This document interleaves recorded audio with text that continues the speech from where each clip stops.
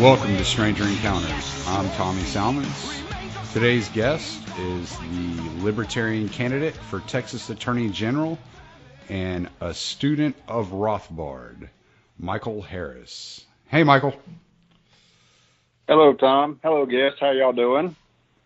I'm doing well, man. I'm doing well. It's a Saturday here in Southeast Texas. It's humid. I'm getting thunder. I'm hoping I can keep connection on this satellite internet provider I got.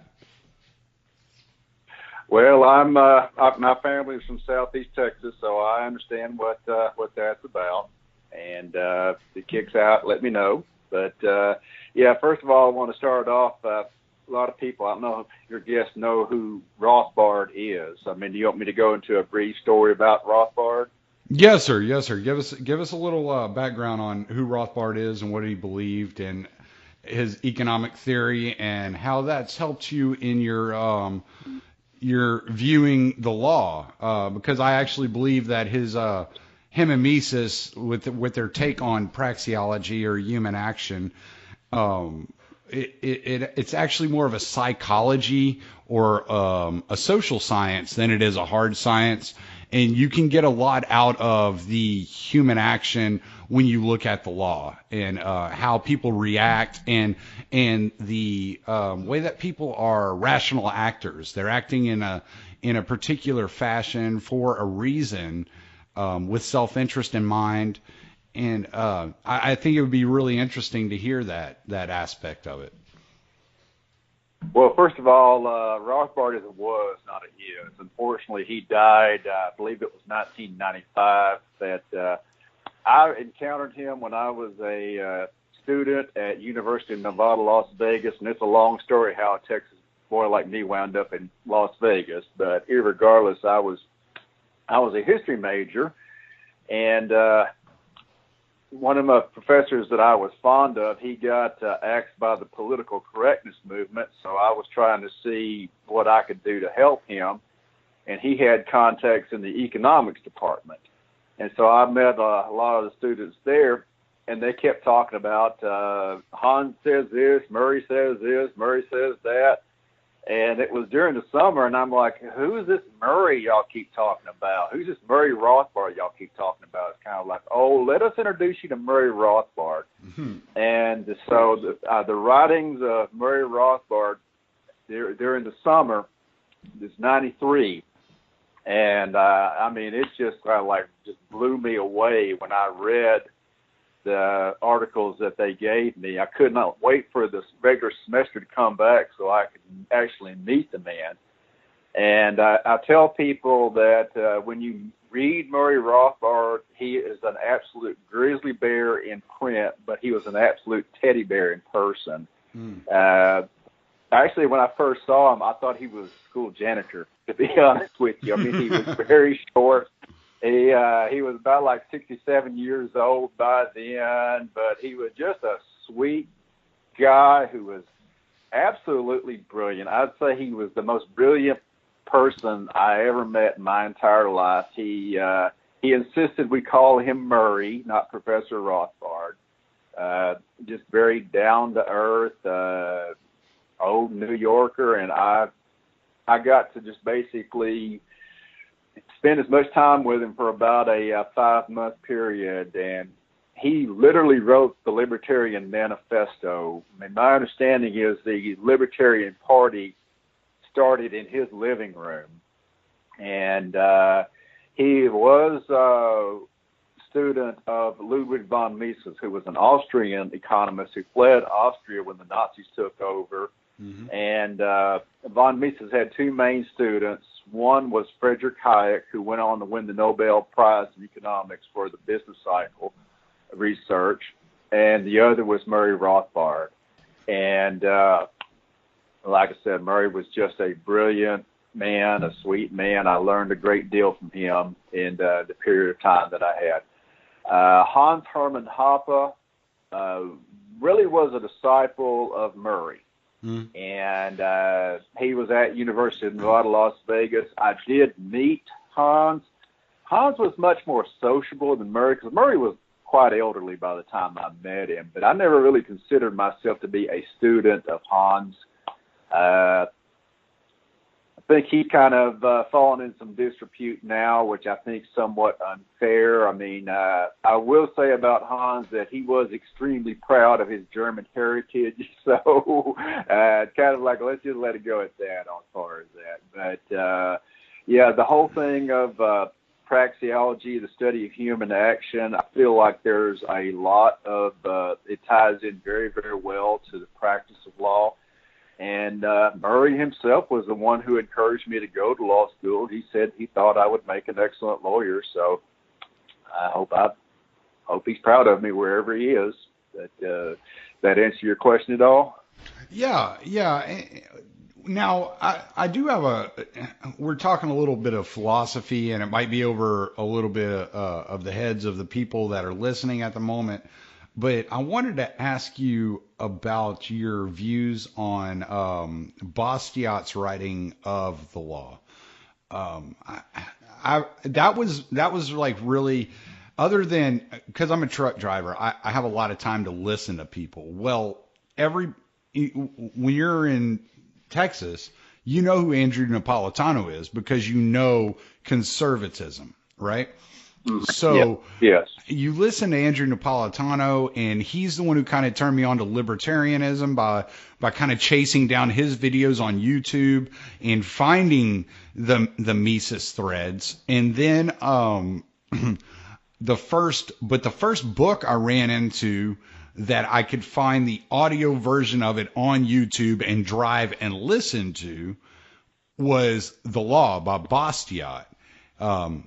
And when he breaks down, like, and it completely crumbled the way I looked at law. When he breaks down the fact that, hey, just because somebody's breaking a law doesn't mean they're being immoral or that they're doing anything absolutely wrong. It really made me take a step back and evaluate. How much influence did Bastiat have on your career? I mean, I had read him, but I mean, my understanding is he comes from the natural law tradition. Mm-hmm. And there were several different authors in the natural law tradition. And, I mean, Edmund Burke started off in that as well. Thomas Jefferson was heavily influenced by the natural law tradition. Yeah. James as well. So John Locke. John Locke, yeah, so very much.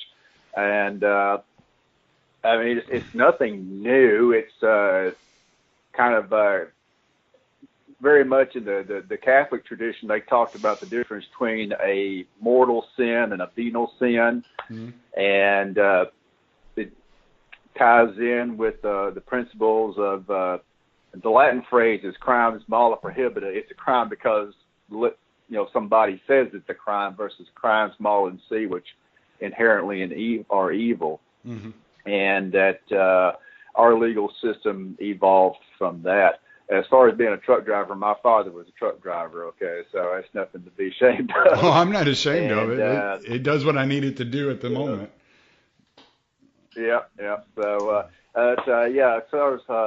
now, like I said, I know that, if you're wanting a good audio book to listen to, Murray Rothbard's Conceived in Liberty, I mean, it's a big one, but it's a classic Murray Rothbard. He covers anything and everything in detail that you would just totally blow your mind when you get exposed to it. But also when it comes to the natural law tradition, it's something that, in particular, self-defense. I mean, people have a fundamental right to use defense to protect themselves from aggression. Mm-hmm.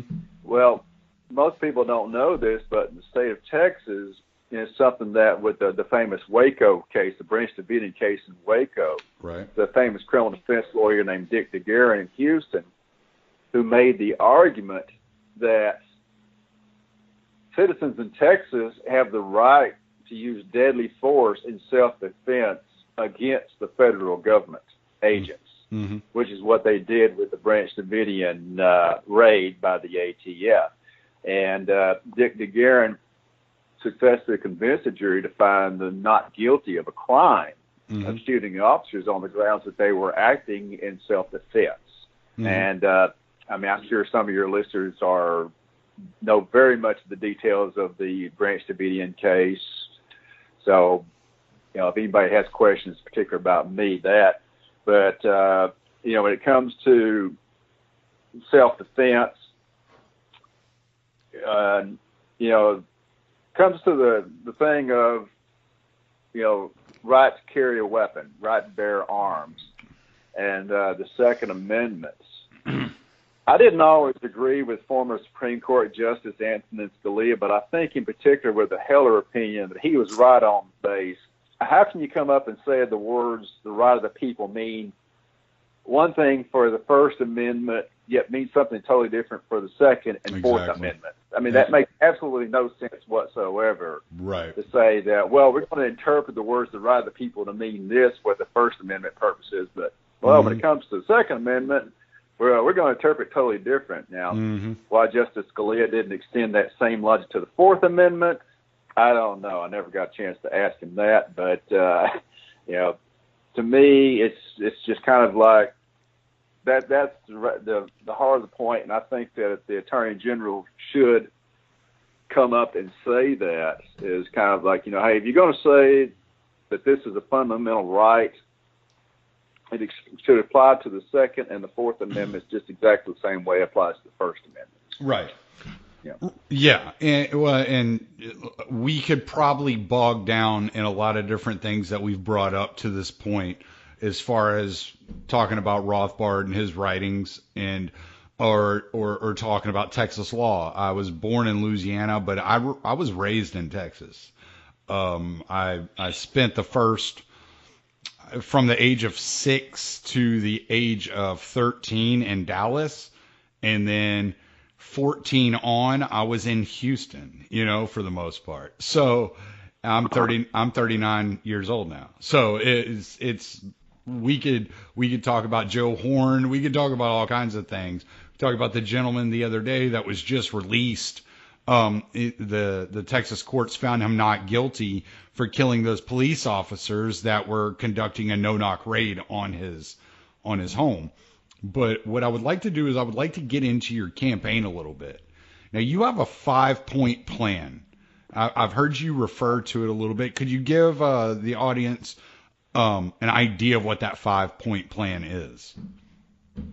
Well, I've already gone into the one part as far as the interpretation of the words right of the people. Right. And, I mean, it ties in with the second point is the 10th Amendment to the Constitution. To me, the Attorney Generals need to step up and say, it's kind of like, hey, you know what? This actually means what it says. I mean, I don't see how anybody can read the 10th Amendment to the Constitution and not see it as an attempt to limit the federal government's action. So you're a Michael Bolton fan. I remember the name. I think I'm having a hard time matching up the name with the idea. I've been practicing law for 20 years. Okay, well, a little hard time. Michael Bolton is he runs the 10th Amendment Center. Okay, yes. That's where I've encountered that. But yes, it's there is a movement to try to put some teeth back into the 10th Amendment. Most specifically, it's the states that have legalized marijuana. And our wonderful federal Attorney General Jeff Sessions is obsessed with still prosecuting people for federal offenses in these states. And several of the states are starting to get together and say, hey, exactly what gives you people the right to come into our state and prosecute people for a substance that we think is legal to begin with? And so, yeah, I think that the work of the 10th Amendment Foundation needs to be supported, that the Texas Attorney General needs to get behind that. And that really ties into one of my other points, is that the Supreme Court of the United States is not the final arbiter of what the Constitution says. This is something this is a power that they gave themselves. A very famous case, Marbury versus Madison, where the Supreme Court held that the legislature did have the authority to declare acts of unconstitutional. I don't have a problem with the fact that the Supreme Court gave themselves that power. And if anything, I think they don't use it enough. Yeah. However, I agree with what Thomas Jefferson said when the Marbury versus Madison came out, that the Supreme Court does not have the only authority to do that. He made the argument that states had just as much authority to declare acts of the federal Congress to be unconstitutional as the United States Supreme Court did, and that they could nullify federal acts. It's my understanding, and I could be wrong, and you could correct me completely on this, but is my understanding, if you read Federalist 76, I believe, in the Federalist 76, it kind of covers in and I'm giving this a really general frame here, but it kind of covers the fact that the Supreme Court's job is to give opinions on what the law says, but it's up to the states as to whether or not that law is to be followed. And I know Andrew Napolitano talks a lot about nullification and about the states having the power. They had the power to form the federal government, and by forming that federal government, they withheld that power to nullify that federal government. And I think that's really important for people to understand, that if your state isn't standing up to laws, it's because they agree with those laws. I mean, South Carolina stood up to the laws freeing slaves. Now, I'm not saying that's right, but I'm saying they had that power to do that, just like the northern states back in the day had the power to stand up to the laws that what was it, the law that was the about fugitive slave laws, to return the slaves. The fugitive slave laws. There you go. Northern states refused to enforce the fugitive slave laws. They come up and says, "Hey, we've got laws," and literally their court said that we've got laws on our books that supersede the federal fugitive slave laws, so therefore we're not going to use our courts to enforce and our police to enforce the federal fugitive slave laws.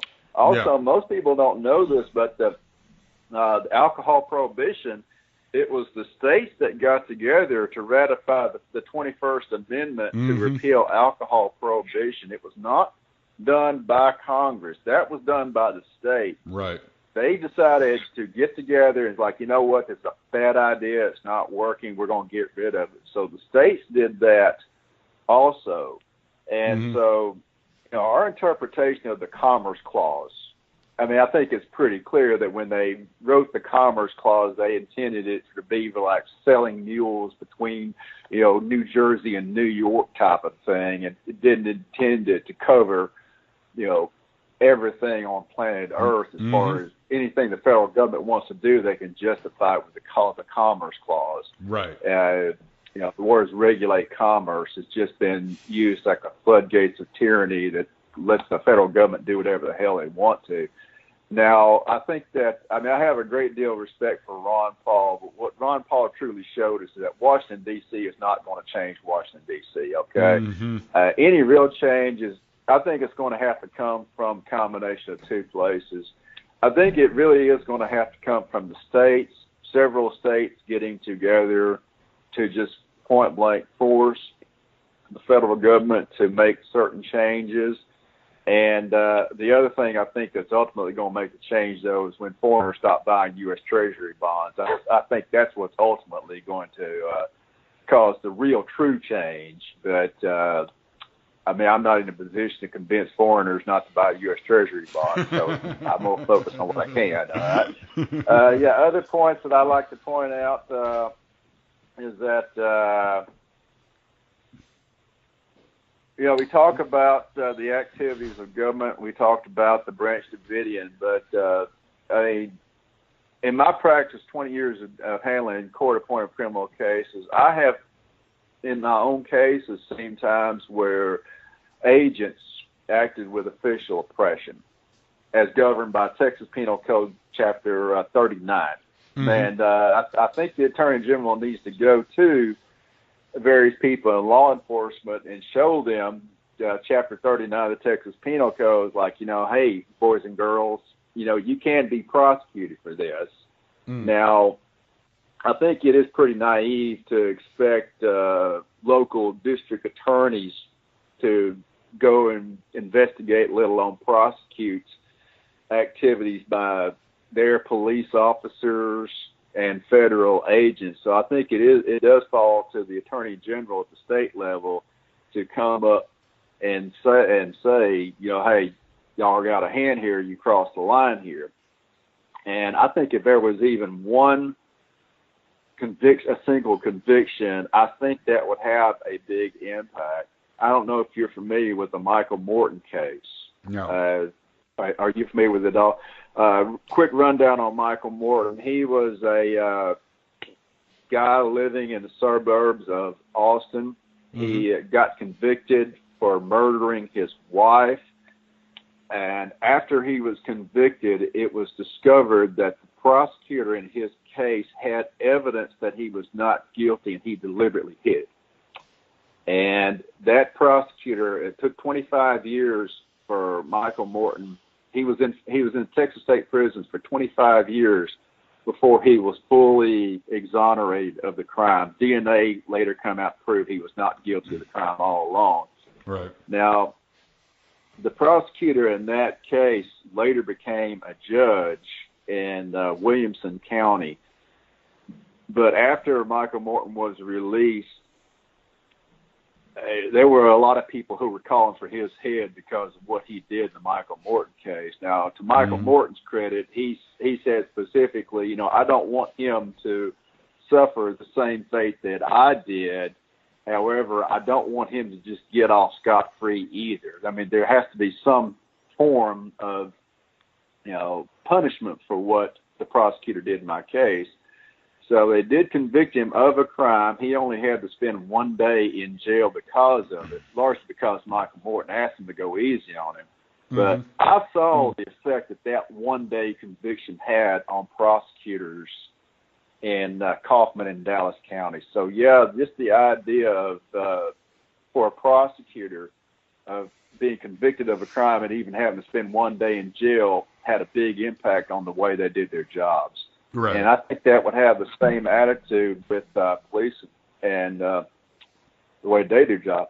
I can tell you on one of my particular cases, I was appointed on a federal drug case where the DEA got after my client, and he calls up 911. He's on tape. There's guys in black SUVs trying to kill me. They're trying to run me off the road. And they try to tell him kind of, you got to send the police. You got to send, like, sir, that is the police. That's the DEA. And he kind of like, I don't believe you. I don't see any sirens. I don't see any decals. Yeah. Like, you get me a police car with lights and emblems, and I will pull over. Right. But literally, you heard him. It's kind of like they just ran my car. They're trying to run me off the road. And so, I mean, as soon as he saw a police car, your traditional police car with flashing lights, he pulled over immediately. Right. Well, so I think it would differ. Go ahead. Yeah. No, I was just going to say that kind of brings me to like the crux of what the problem is today.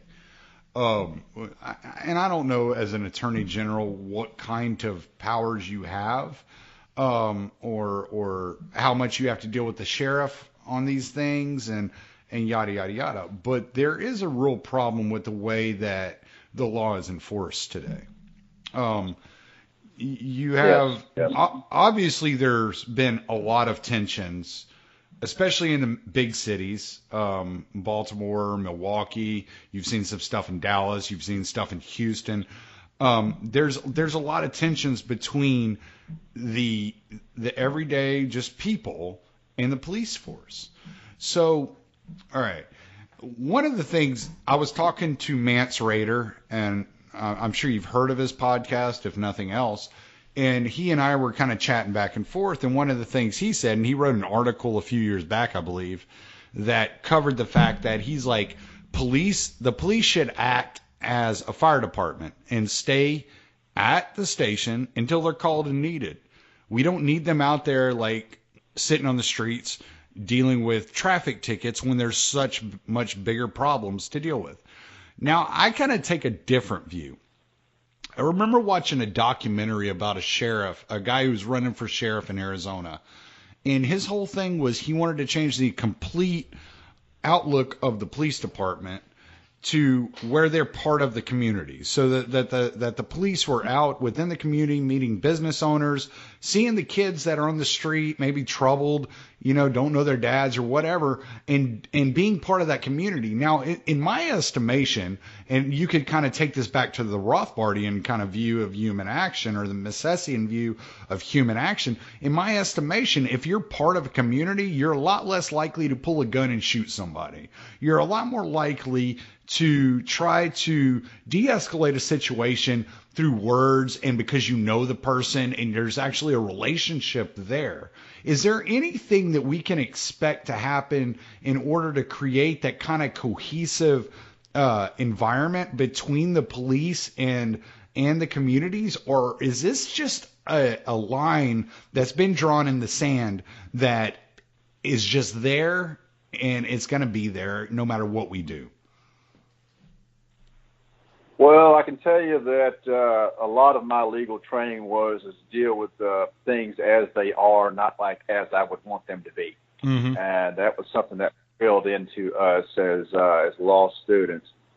And I can tell you that my 20 years experience of practicing law is you're really much better off on the whole dealing with local politicians and bureaucrats that as opposed to distant politicians and bureaucrats that you don't know. Okay, so more the local control is on average better. Now, yeah, you're going to have pockets of corruption pretty much everywhere, for here and there areas. And I think it's legitimate for the Attorney General of the state to go looking for those areas where things are kind of out of whack. The Innocence Project of Texas has done an excellent job of, most of my experiences as a court-appointed lawyer is dealing with the criminal side of law. Mm-hmm. And so the Innocence Project of Texas has done a fantastic job of investigating and exposing a lot of wrongful convictions. And I really would like to see an Attorney General's office get more active, involved in working with the Innocence Project of Texas, kind of like to support that effort. And it's kind of like they've already got the ball rolling. So rather than trying to reinvent the wheel or take over, just kind of like reach out to him and say, hey, and I tell you that I know people with the Texas Innocence Project of Texas. So it wouldn't be very hard for me to call them up and say, hey, how can I help? Right. What can I do to support you? Rather than I'm coming and I'm taking over. I think that kind of like basic natural laws, kind of body in motion tends to stay in motion, and body at rest tends to stay at rest. Being a truck driver, I think you understand that really well. Yeah. So rather than trying to reinvent the wheel, is try to work with people that are already going in that area. Mm. And, but I can tell you that if there's one area of the law that if I really had the power to change, it would be our civil asset forfeiture laws in Texas. Right. I don't know if you're familiar with that, if your listeners are familiar with that. Right. But basically, to me, when I first got to law school 23 years ago, I encountered a case of a guy whose brand new Corvette was seized by police because they found less than an ounce of marijuana in the trunk. Mm-hmm. And I remember thinking at the time, that has just got to be the most disgraceful thing. It's nothing but legalized theft by the government. Now, since then, I can tell you that case is small potatoes compared to what has been going on since then. For people who don't know what it is, civil asset forfeiture is when local, state, and federal government agencies can take cash, cars, homes from people who haven't even been formally charged with a crime. Now, we don't even know how much they're taking because there's no reporting requirements. And the idea of taking money from people convicted of a crime, it's nothing new. It's time honored. It's been around.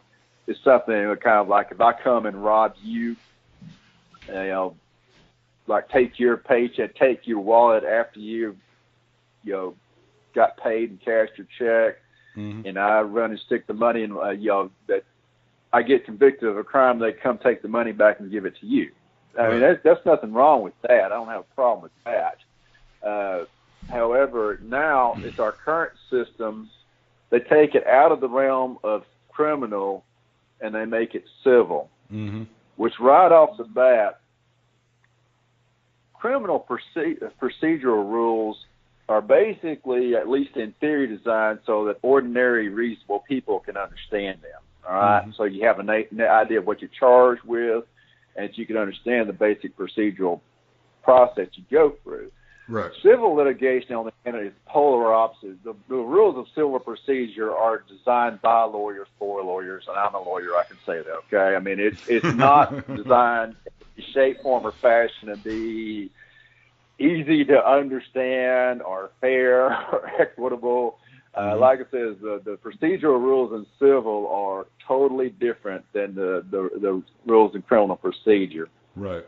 And when it comes to asset forfeiture, I mean, you don't even have to be charged with a crime in order for them to file a civil asset proceeding. And our current system makes it very, very easy for government agents to get the property, and makes it very, very hard for the citizens to get the property back. I mean, the citizens don't even have the benefit of being innocent until proven guilty. I mean, they come and they claim, file a civil asset forfeiture petition. You have to prove that you're innocent. Well, and the burden of proof shifts to you. Well, the fact of the matter is what people don't understand, and I think this is not necessarily a misconception, but more of a lack of knowledge thing, is that if I might be a little bit wrong on my numbers. I want to say if you're carrying around $9,000 of cash or more, then basically the government considers you a drug dealer or involved in organized crime of some form or fashion, because no normal everyday person would carry around that kind of money. And you've told some stories about people like gathering in charities that had this happen to them, and they had their money taken from them. Yes. Well, I mean, speaking about carrying cash, there was a famous case around San Antonio, the Hispanic male who one of his aunts died, and I think it was in Brownsville. So he took $10,000 in cash to go to Brownsville to make funeral arrangements for his aunt. Well, police stopped him on the way down, and they claimed that he was a money laundering for a drug business, and they took his $10,000 in cash. Right. I mean, so, and he had to prove that, no, I'm taking this to take care of my aunt.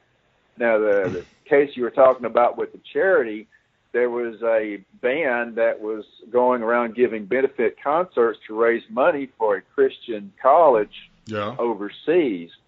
And, I mean, they had certified with the IRS that they had a tax-exempt business, charitable organization.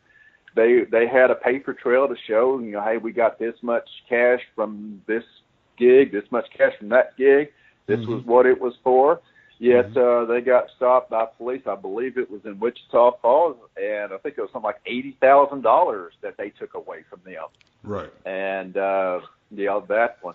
Now, I mean, the worst case.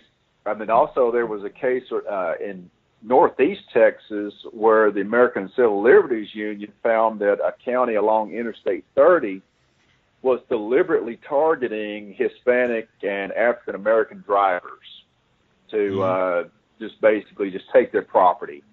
And now the worst case I have encountered was actually in Massachusetts, which if you want me to talk about the Caswell Motel case, I will, but it's pretty detailed story. So yeah, I've heard you talk. I've heard you talk about it. We have time. We have as much time as you have. So if you wanna tell that story, I'd also like to hear about that state senator out of Texas.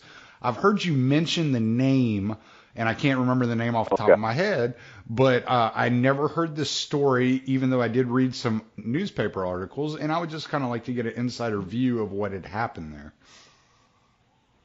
Okay, well, I wasn't part of the legislative process, but the Caswell Motel case, and if anybody wants to look it up, it's spelled Caswell, and it was in Massachusetts. And what it was a family-owned hotel in Massachusetts. It had been in this family like 3 generations.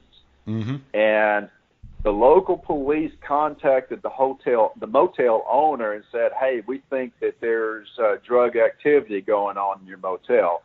Which, first of all, there's drug activity in practically every hotel, motel in the United States. Yep. But anyway, they asked him is it okay if we set up surveillance in your hotel? And he not only told them it was okay, but he allowed them to use one particular room at no cost. So he was fully cooperating with the investigation by the local police. Mm-hmm. After the case was over with, some DEA agent, apparently just sitting in a cubicle in Washington, D.C., discovered the case, and he filed a civil asset. He got the Attorney General's office to file a civil asset to seize the hotel and take it away from this family that was cooperating with the investigation. Right. And they actually filed the petition. It went to courts. And, the Caswell family, they had a devil of a time basically getting their motel back. And so that was the worst. And like I said, the federal government wasn't even involved in the case at all. Yeah. And so the DEA agent had absolutely nothing to do with the case. Apparently, from what we can gather, he was just sitting in a cubicle looking on the internet and found this case, kind of like, hey, this looks like something we can grab a whole lot of valuable property for our department. Well, and also a major problem is there's hardly any reporting requirements. Yes. There's no restrictions on what they do with the assets that they seize.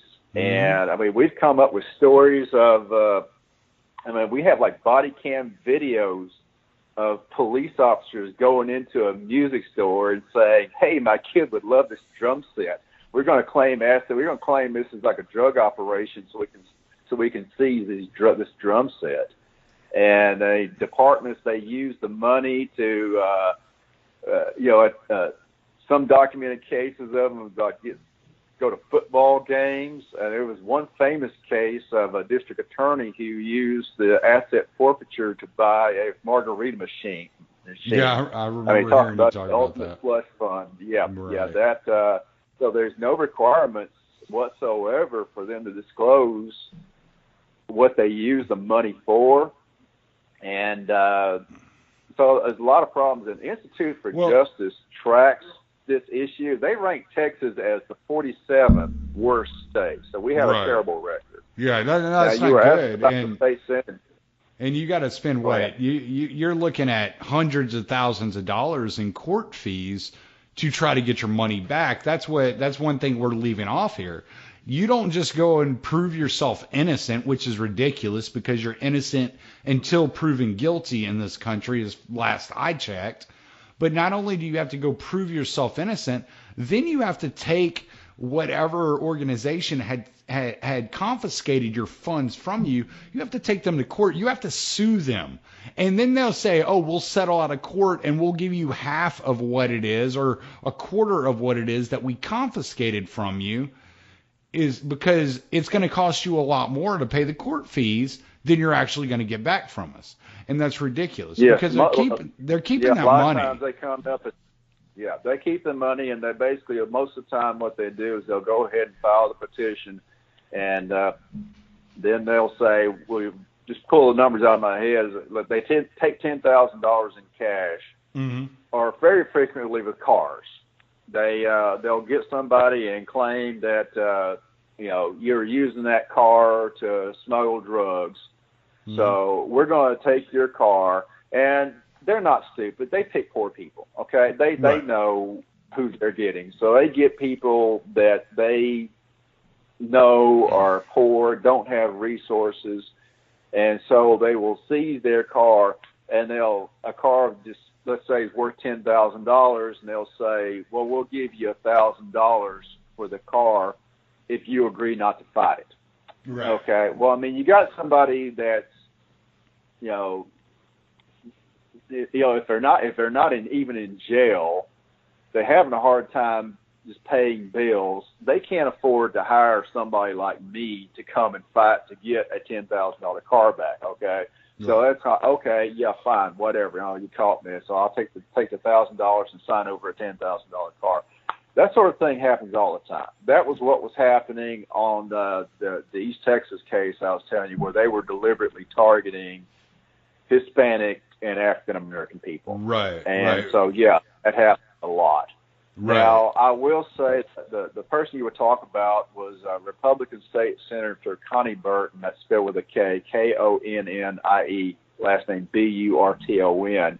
Mm-hmm. She did legitimately try to reform the system. She tried to come up with requirements that, first of all, people actually be convicted of a crime before we start with the asset forfeiture, and kind of like limits that on what they do with the money, that kind of like the money goes to the state treasury, not to be kept by the local Barney Fife. Right. Now, the process, I was not involved in the legislative process, but the people I know that were involved in it, mm-hmm. They described it as kind of like, you want to talk about the deep state in action. It's kind of like, yeah, when it came out, you suddenly saw police associations and district attorney associations just show up and, tell the legislature, oh, you don't have to worry about this, all this, and this. So it got killed. The bill got killed. Right. But it got to the point where Donald Trump, after he got elected president, he had a big conference meeting with a bunch of police officers, and the sheriff for Rockwall County was in on it. And there's a YouTube video. You can go and watch it on YouTube, where the sheriff of Rockwall County was telling Donald Trump all about asset forfeiture and how great that it was, and that there was this state senator in Texas that was trying to prevent them from doing it. And literally Donald Trump's kind of like, well, we're going to destroy him.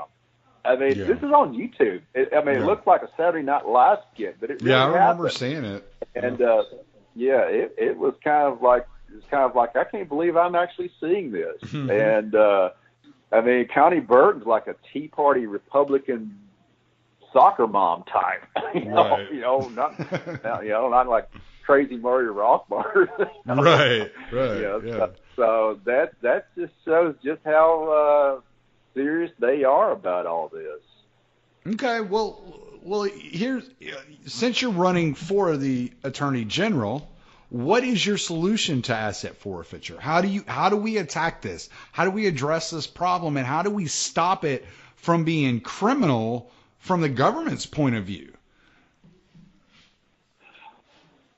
Well, I think ultimately it's going to be up to the legislature to really make the dramatic differences. But what the Attorney General can do, first of all, the United States Supreme Court, Justice Clarence Thomas, has already indicated that he's looking for the right case to address civil asset forfeiture, because it has gotten so out of hand. Right. And by all apparent, from all we can tell, it looks like the Trump administration takes it even further.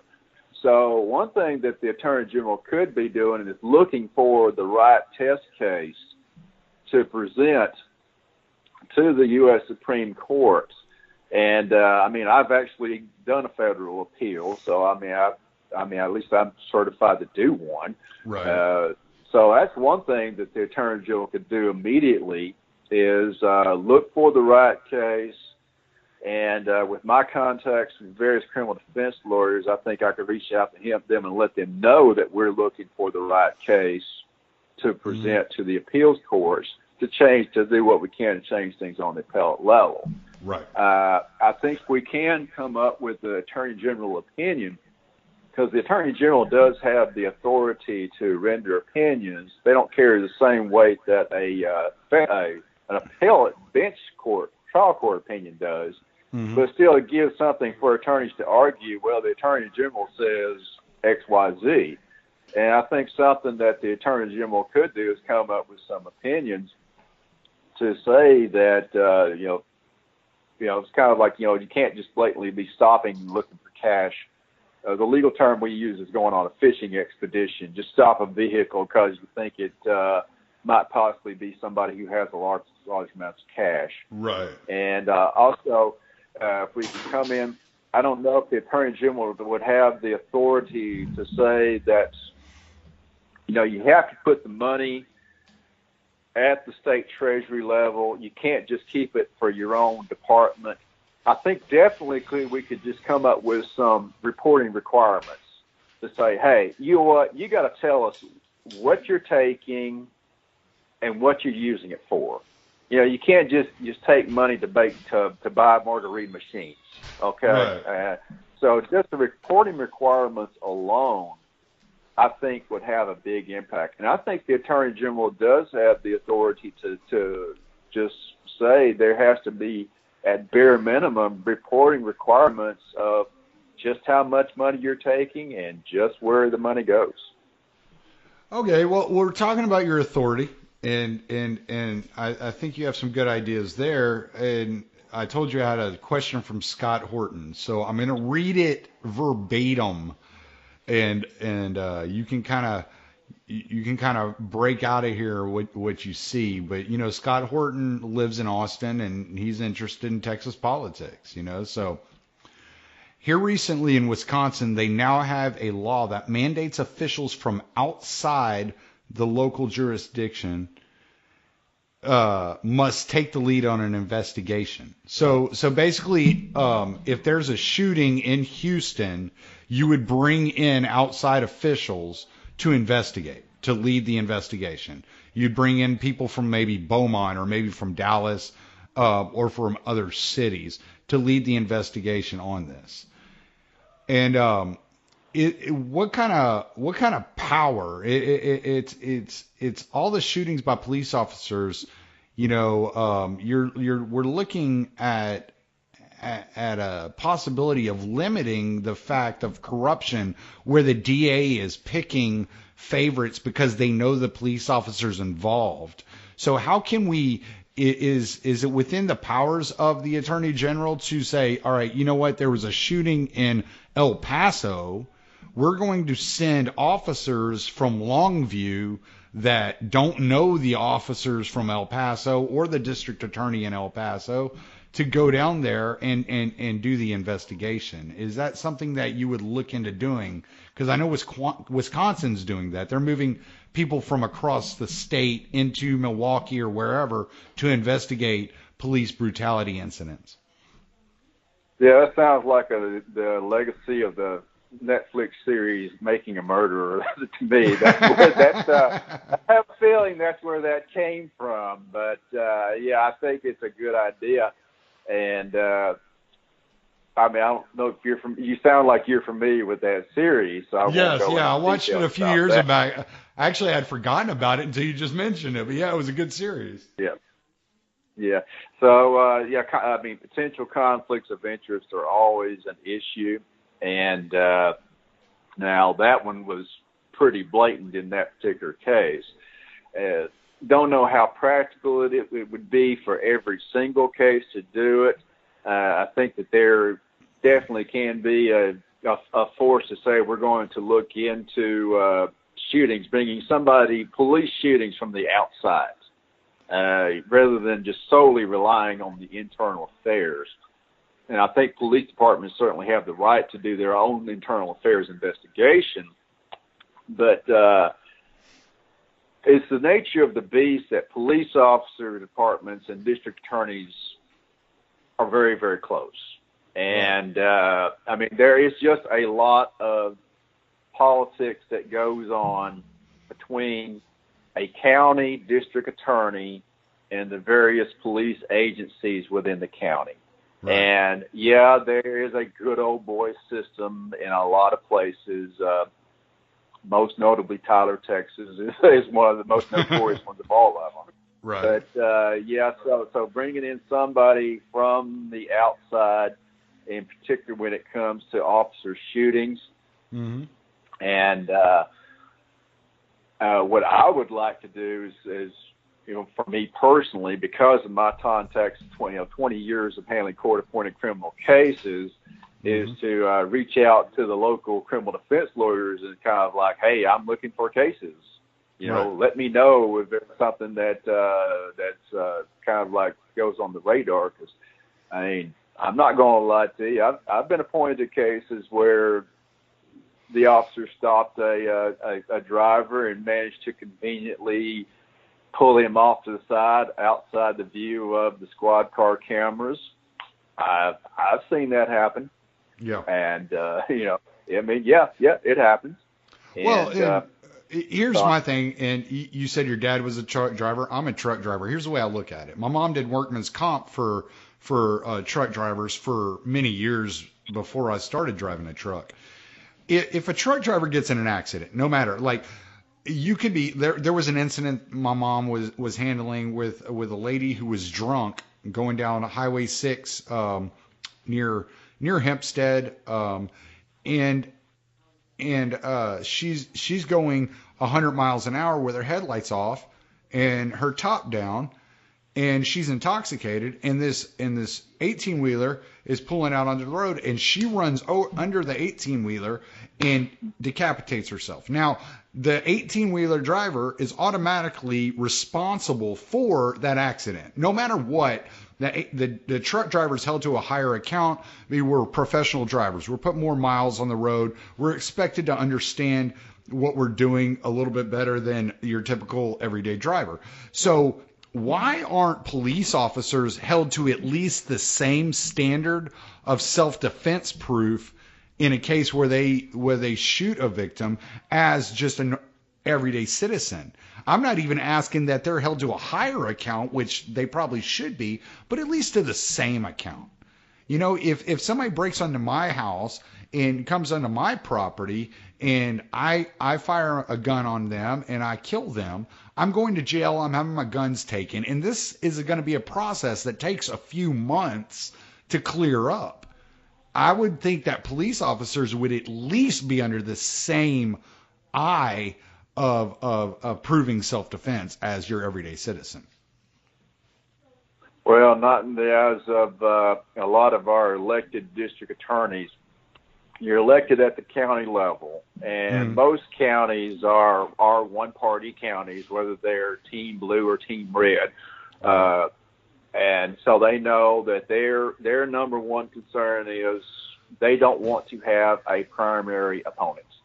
And so they know that the group of people that is most likely to, number one, turn out, and number two, be unified either for or against them is going to be law enforcement. Right. And that is just a fact of the fact that you have elected district attorneys in the county. So there needs to be more special prosecutors that are involved in police shooting cases. I definitely would be in favor of seeing if there was a way that we could bring in more special prosecutors and to handle police shootings. Problem with that is, frankly, it's money. I mean, special prosecutors cost money, and where's the money coming from? So that is an issue. I mean, I don't think that financially it would be feasible to have special prosecutors kind of like every single case. Right. But when you're involved in police officer shootings, and Also, it's a thing. I mean, a lot of times it's kind of like more and more the body camera surveillance videos is kind of like where these surveillance videos and body cameras are kind of like they always awful conveniently manage not to be turned on at certain times. You'll notice that most of the time now that they're exposing the police shootings is these private citizens with smartphones that are coming forward and recording police officers doing a lot of these shootings. That was something that you did not see when I started practicing law 20 years ago. So, yeah, the advent of technology has made a big impact.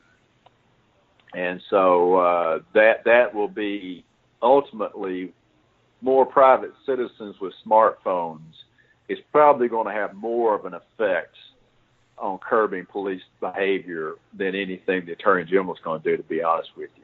Right. Okay, well, I have a couple of more subjects I want to cover with you. We're almost an hour in, and then I'm gonna kind of let you close it out. I'm gonna let you say whatever you want to say after we cover these couple of the subjects. But there's been a big movement as far as they call it the men's movement. Now, I don't necessarily look at it as being a movement, but I do look at there being a problem with government involvement within marriages and within divorces and things of this nature, child custody battles and all these things. The government involvement, I think, creates a false security for one party at the expense of another party. And what I mean by that is it's typically assumed that the woman gets custody or has main custody of the children. I have a friend of mine who spent tens of thousands, probably close to $70,000, $80,000 over the last 10 years fighting for custody of his children. His ex-wife was arrested for DUI with the children in the car. She had an instance of possession of marijuana. There had been all these different instances. She had been held in contempt of court, who knows how many dozens of times over the last 10 years, for not letting him see his children. And he was never able to get custody of his children. Why is there such a bias? And is there anything as the Attorney General that you can actually do to help alleviate that bias and at least bring in an equal parenting segment to the government, if not just getting the government out of our personal lives altogether? Well, I know the Attorney General plays a large role in collecting child support. That much I do know. That's why I thought it was an appropriate question to ask you, is because I pay the Attorney General child support at the moment. Okay. Yeah. It's a little full disclosure there. I've discovered that in cross-examination. So, okay. I mean, I don't do that much family law anymore. I got caught up in some really nasty divorces when I was a young lawyer, so now I try to avoid them as best I possibly can. My memory is that the trial court judge at the local level has a lot of power when it comes to especially anything related to children. I've had more dealings with Child Protective Services. I mean, some of those people just really go overboard. And I've fought plenty of battles with Child Protective Services. I mean, I have a hard time as a public defender on a court-appointed cases, just getting records from Child Protective Services. So I think that that is an area where the Attorney General could. It's like, hey, you got to be more open. You can't just run your little fiefdom where you get to hide all the evidence and you get to decide what evidence gets presented and so forth like that. Right. So I think the Attorney General's office could do that. But as far as actual dealing with child custody rulings, that's really more of a judge issue. And, I mean, some judges, frankly, are just better than others. There's just no good explanation for... Now, I mean, I understand why we've had this tradition of the trial court judge having that wide a discretion. I don't know if the Attorney General could do anything. Just kind of like, hey, you crossed the line here. You're going too far here. But like I said, generally, I think that's more an issue for the judge that's elected to be the district court judge in the case. Some judges are just better than others. Nothing I can do about that. Yeah, no, I feel you. I just thought it was because every time you want to check child support, you have to go to the website of the Attorney General to figure it out. So I figured the Attorney General must have something to say on the subject. So, well, when it comes to collecting and distributing, now they can prosecute people for non-payment of child support. Right. And I have had a couple of cases where I was appointed on where that was an issue. Mm-hmm. And I can tell you that there have been many a time that I was not a bit ashamed to tell the judge, kind of like, hey, you need to give my client probation so he can pay child support because, his kids ain't going to be supported if he's sent to the penitentiary. Okay. They ain't if they're not getting money today, they certainly aren't going to get any money if he's in jail. You got it. You got it. So, I mean, and I've been out of work. And I got out of when I got out of the military, I was out of work for almost 10 months, and I got a job, and it was a month after I got my job that they called me into the office, and they looked at my ex-wife, and they were like, "So, what you think? You wanna let him try to make up all this child support, or do you want him to sit in jail for a couple of months?" And I'm like, why does she have a choice in this?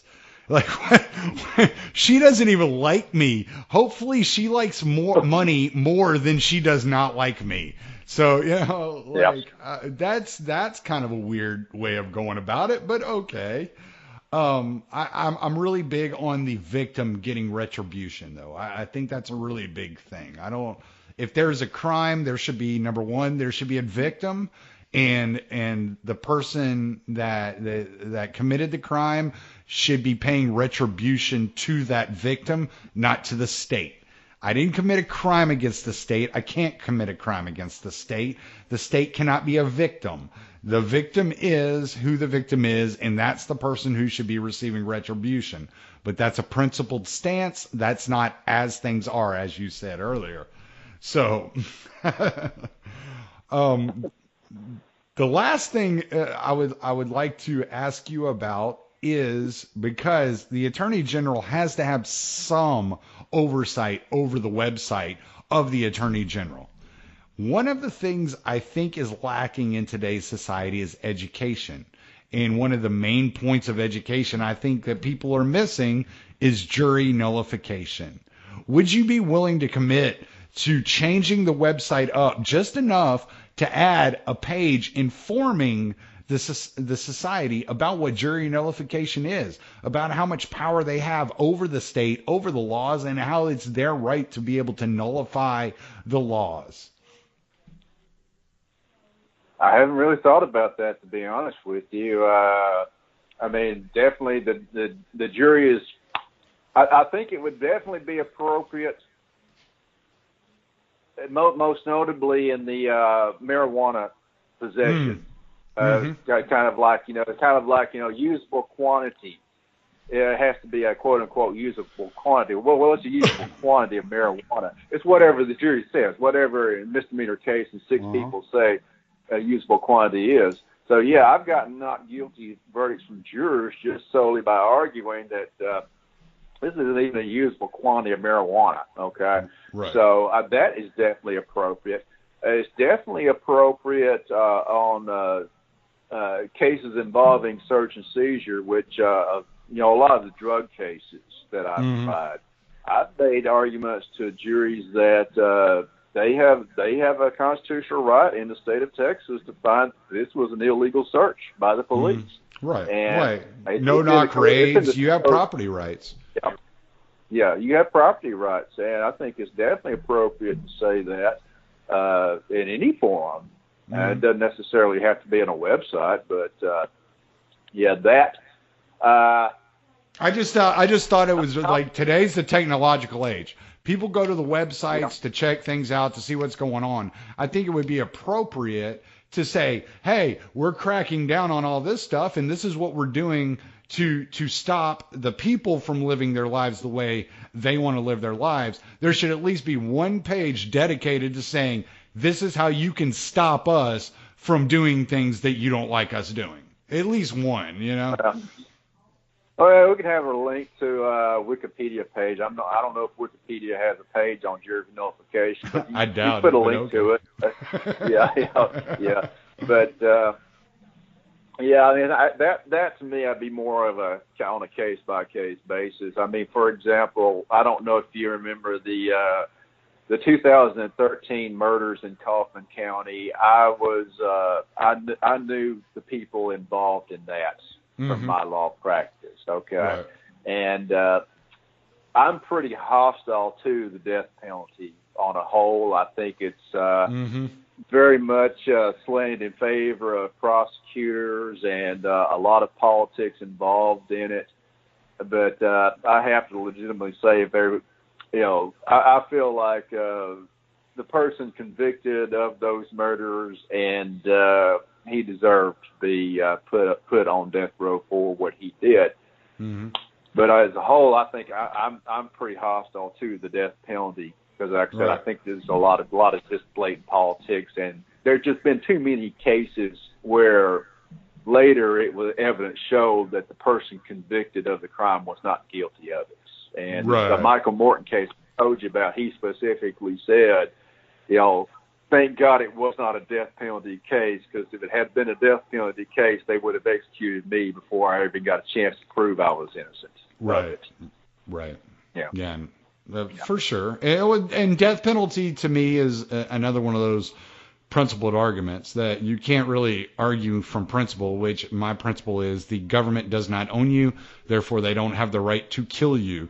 But you have to argue it from where things are today. And as much as my principle says that the government has no right to, they don't have the authority to, today what we're looking at is, can we just curb it back a little bit and say, okay, maybe not every person deserves the death penalty, for whatever reason. Well, I'm a firm believer that the government that governs best governs least. And, exactly. Legally, we fought. I've been accused of being a constitutionalist instead of a libertarian, which to me, there's a lot of libertarianism in the U.S. Constitution. I think it was an inherently very, very libertarian document. Now, yeah, it included slavery and problems here and there, but I mean, it specifically mentions that hanging is appropriate punishment for treason. So I think it would be hard to make an argument that the death penalty is inherently unconstitutional because of that. No. I never said it was unconstitutional. I think you can make a legitimate argument, a libertarian argument against the death penalty on a whole. Yeah, I think it'd be very easy to make that argument. Yeah, I mean, I just take it from the like we were talking about earlier, the natural rights and self ownership, and when we've gotten to the point where it less and less every day that it's recognized that people own themselves. You owe society something, you owe the government something, you owe this person something. And I'm like, no, I don't owe anybody anything. I own myself, and I'm going to do what I want to do. And if you don't like it, you can just leave me alone, which is all I want you to do. I just want you to leave me alone. So. Well, as long as you're not hurting anybody, it's kind of like, it's a lot of things of exactly where do you draw the line.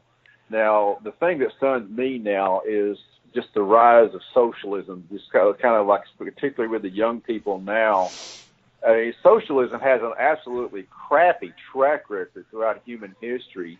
Yet all of a sudden, I'm noticing more and more like young American people are just embracing socialism. And I'm really kind of racking my brain out. I think a big part of it was the result of when the financial markets crashed in 2008 and the federal government just fell all over themselves to bail out the rich fat cats. And so I think that left a bad taste in a lot of young people's minds about what I call crony capitalism. And Murray Rothbard was very, very anti that too. So I would like to see more and more young people just read what Murray Rothbard had to say about a lot of those fat cats as well. He was very anti-cronyism in a lot of ways. But, I mean, I'm noticing that more and more. I tell the young people, you're trying to compare your vision of utopian socialism as opposed to real-world corrupt crony capitalism. So, yeah, of course socialism looks so much better to you. You're comparing it with an ideal vision. And I think a lot of libertarians make the same mistake with the law, to be honest with you. I think a lot of libertarians have a vision of the law that they want it to be, that's ideal and pure, and yes, I agree. But hey, I've been in the trenches for 20 years. Okay, I've been the guy standing in front of juries. I've actually gotten not guilty verdicts in drug cases. Okay, I have to deal with the law as it is when you stand in front of a jury and you make the argument. So I come at it from a different perspective.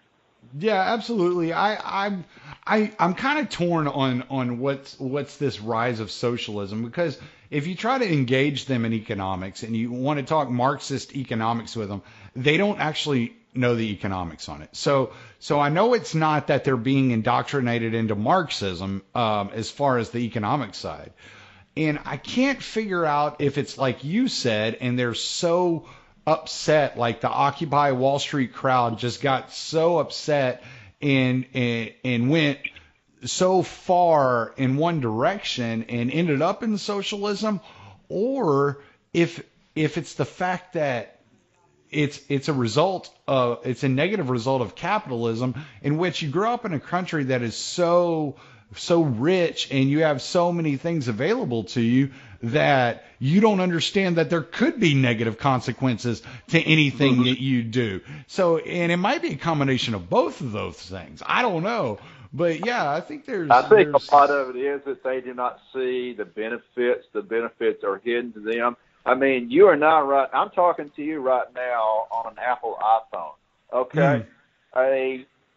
Steve Jobs was a capitalist. He was an entrepreneur. He was a creator. Right. I mean, yeah, he got a small business loan to start up Apple, but I mean, he created that company that's now worth $1 trillion and provides products like the iPhone that I'm talking to you now, and you're able to post and other people can listen to it. I think that a lot of the socialists just take it for granted. Kind of like, hey, let me see you give up your iPhones and live without iPhones. That's the product of a capitalist system. They don't see the benefits at all. They see the negative side of it. So yeah, that's something that even more than that. Let me see you give up your H-E-B or your Kroger. Or one of these mass grocery stores where you can walk in and you can get any food in the world that you want. Let me see you give that up for a bread line. That's what we're talking about here. Oh yeah, I mean, I went to law school with a guy that grew up in Africa, and he told me, it's kind of like, you Americans, your economic system works so well. It's like you just take it for granted. So you just take it for granted that you can get in your car in Dallas and you can drive to Houston and you can pretty much stop anywhere you need to and pull out these little pieces of paper and get food, get gas, if need be, get shelter. And he said, you just take that for granted. He said, where I grew up, you didn't go from one part of town to the other unless you paid off a police officer. Okay? Right. I mean, that's the way it was where I grew up. And so, yeah, I think that the Americans really do just take a lot of the benefits of capitalism for granted. Yeah, I think that's very much a fact of it. And it's something that I see that's going away, and I'm sad to see it.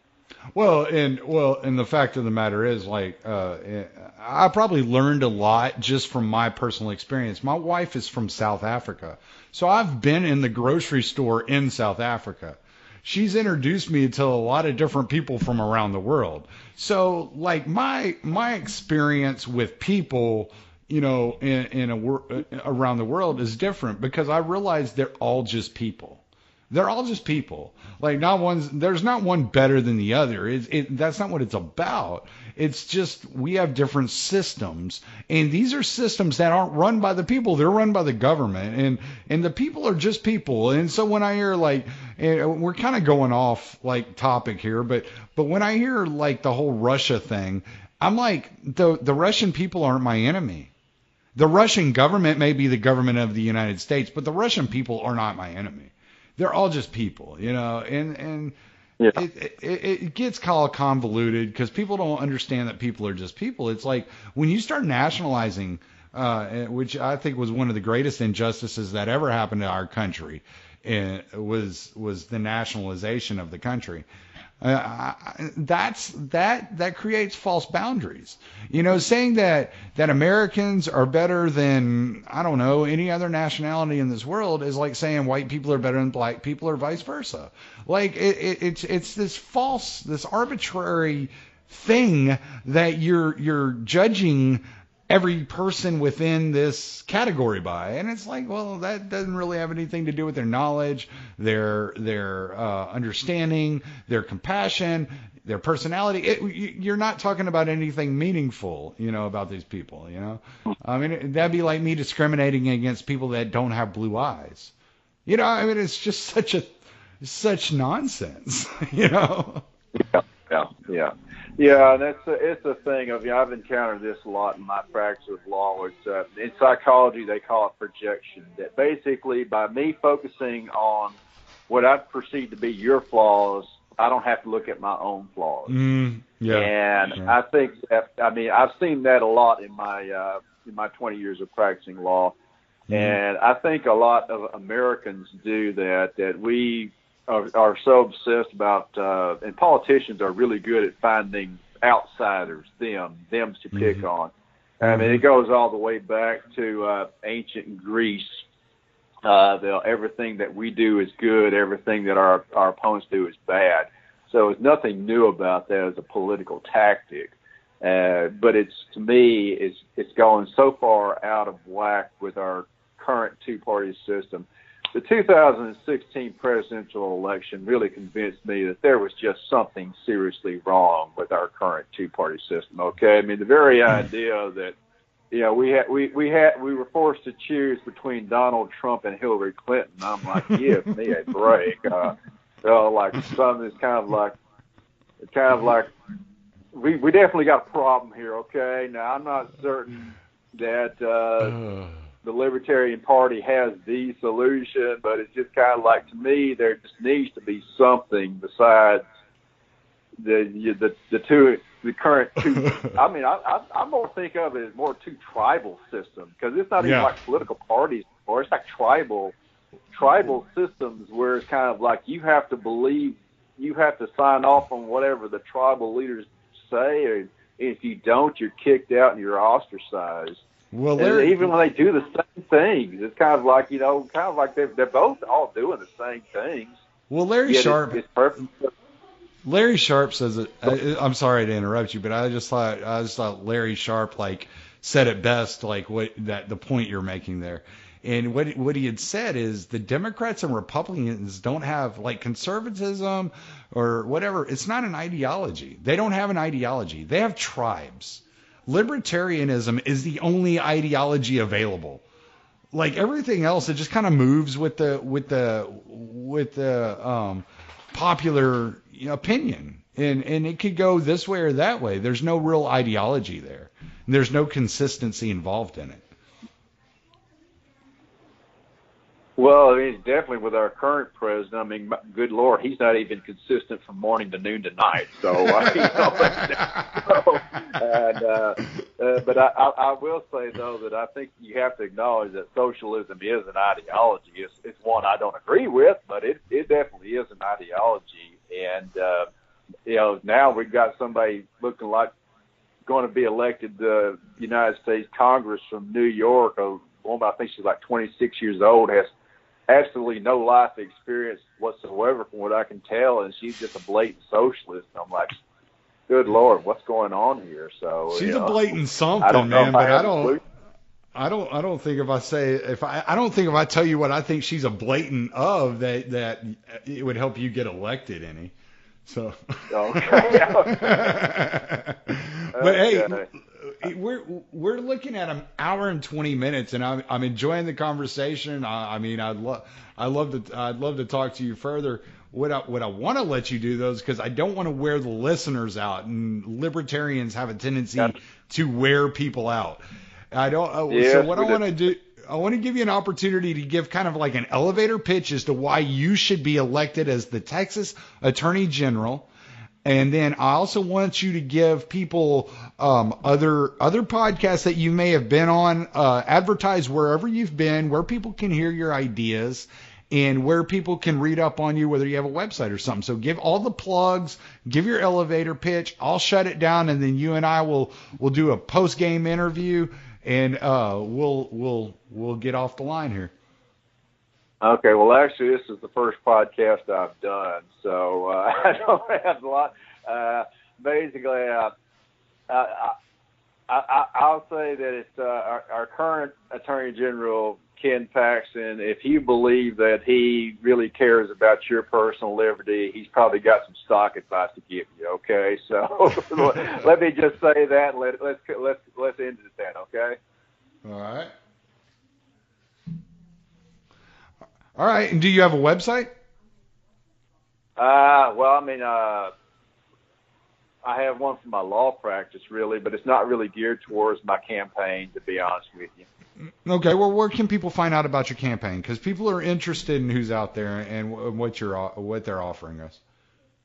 Well, I got a Facebook page. I call it Upholding the Rule of Law, where I like to post interesting stories and funny cartoons. I came up with it. My ex-girlfriend was also a lawyer, and putting together my Facebook profile.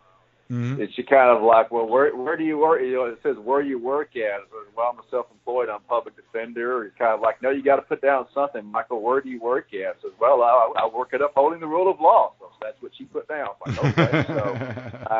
So I put up a Facebook page called Upholding the Rule of Law that some people will get a kick out of some of the things I post. So I try to link to podcasts and funny cartoons I find, just whatever grabs me at the moment. Oh, that sounds good. All right, man. Well, all right. Well, thank everybody for listening to Stranger Encounters. That was Michael Harris. I am Tommy Salmons. Late.